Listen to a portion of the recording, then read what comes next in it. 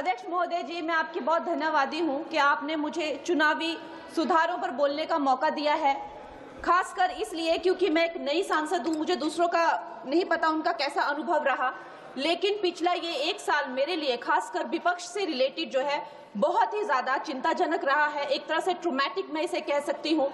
हर दिन इन्होंने यहाँ पे तमाशा किया है, हमारा दिल दहल जाता था इनको देखकर। एसआईआर ये वेल में उतर जाते थे। यहाँ पर इन लोगों ने डराना, धमकाना, धक्का मुक्की, ऐसा कोई इन्होंने किसी तरह की कोई बदतमीजी नहीं है जो एक भी दिन इन्होंने संसद भवन चलने नहीं दिया। हम जनता के प्रतिनिधि हैं, हम यहाँ पर उनकी आवाज लेकर आते हैं, हम कुछ सीखने आते हैं, हम नए सांसद हैं।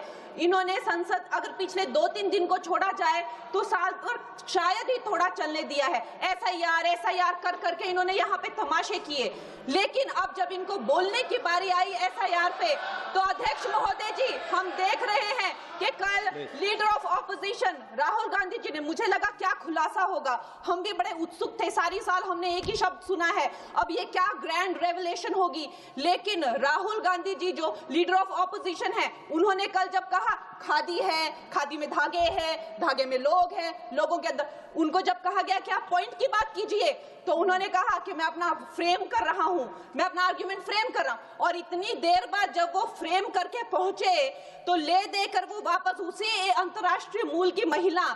अध्यक्ष जी, मैं एक महिला होने के नाते आपसे रिक्वेस्ट करना चाहती हूं कि every woman is entitled to her dignity. वो अंतर्राष्ट्रीय मूल की है, विदेशी महिला है, लेकिन उन्होंने कितनी बार आकर उन्होंने सोशल मीडिया पे कहा है कि मैं कभी भारत नहीं गई हूं, मेरा हरियाणा चुनाव से कुछ लेना देना नहीं है। लेकिन फिर भी ये लोगों ने बिना किसी ठोस सबूत के उनका यहाँ पे फोटो बना के उन्होंने उनको उछाला, यहाँ पे उनकी तस्वीर उछाली यहाँ पर और यहाँ पर प्लेक कार्ड यूज करना भी अलाउ नहीं है। इन्होंने फिर भी नियमों का उल्लंघन किया।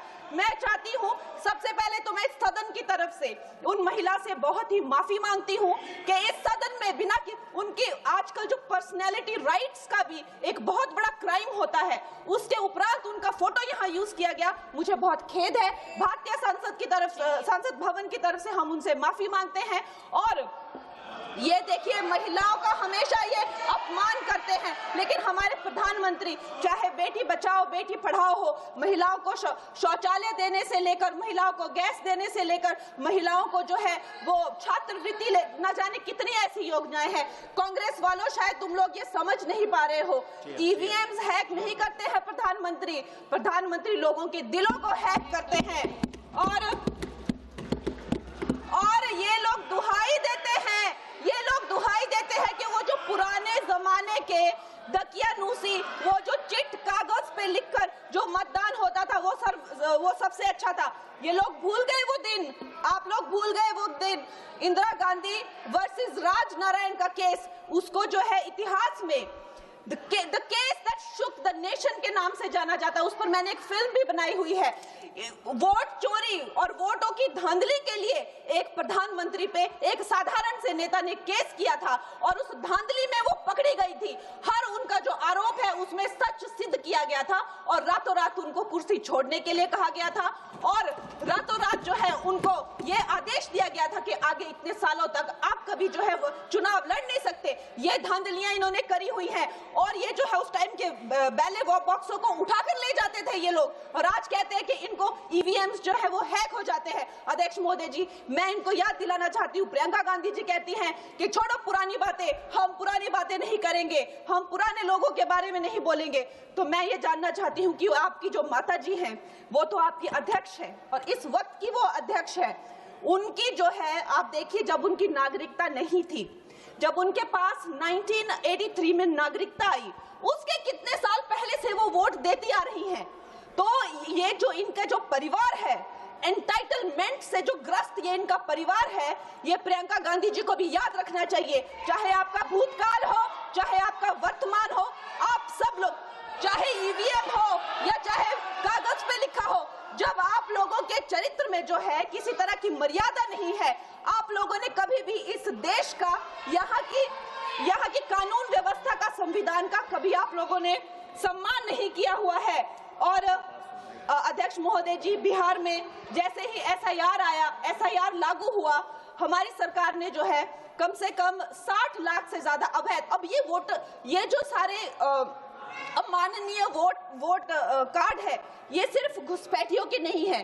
कुछ ऐसे लोग हैं जो माइग्रेट हो गए हैं, कुछ ऐसे भी लोग हैं जो इस दुनिया में है ही नहीं। 60 लाख से ज्यादा। और अगर वो लोग जेन्युइन थे तो उन्होंने, किसी ने तो रिक्वेस्ट करनी चाहिए थी कि भाई मेरा वोटर आईडी कैंसिल हुआ है। उसके उपरांत जो है 21 नए वोटर आईडी जो है उन्होंने दिए हैं। और इस तरह का एक माहौल बना बिहार में कि आज तक की सबसे ज्यादा वोटिंग जो है 67% वोटिंग हुई। नागरिकों में ये उत्साह जगा कि जो है इस तरह की जो क्लेंजिंग प्रोसेस है वो होना चाहिए। मैं एक देशभक्त होने के नाते अध्यक्ष महोदय जी, मैं ये प्रपोज करना चाहती हूँ कि हमारे देश में जो है हमेशा महीने 2 महीने बाद हमारे जो शीर्ष नेतृत्व हो गए, सारे अधिकारी हो गए, हमारे जितने भी रिसोर्सेज हैं, हम लोग उनको हर महीने 2 महीने में इलेक्शंस में जो है पुश कर देते हैं। इससे हमारे देश का बहुत ही भारी नुकसान होता है।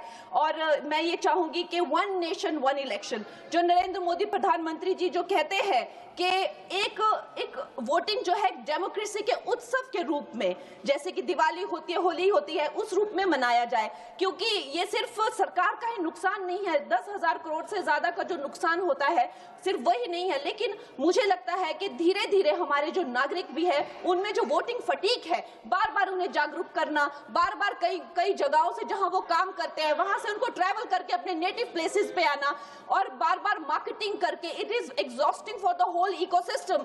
तो मैं ये प्रपोज करना चाहती हूँ कि 1 नेशन 1 इलेक्शन को लाया जाए। और ये जो भी हमें जिस तरह की जो असुविधा होती है हर महीने 2 महीने में इलेक्शंस की, उससे जो है हम बच सकते हैं। जय हिंद।